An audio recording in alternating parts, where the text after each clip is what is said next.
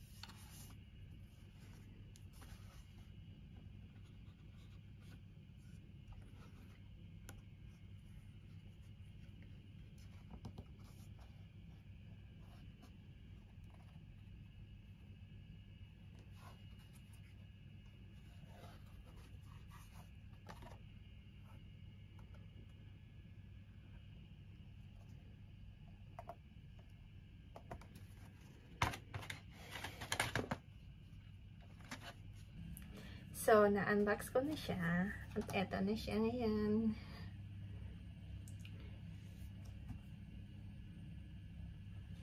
Hindi siya ganun kabigat.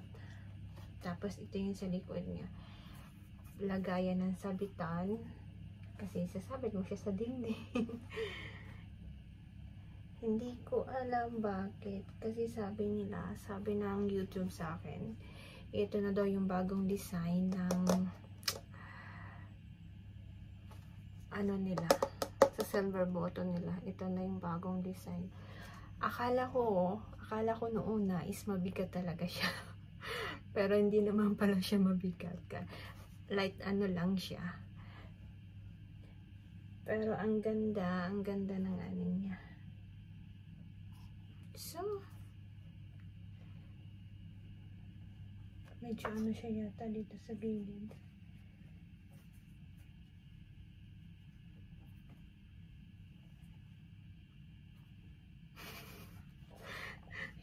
again.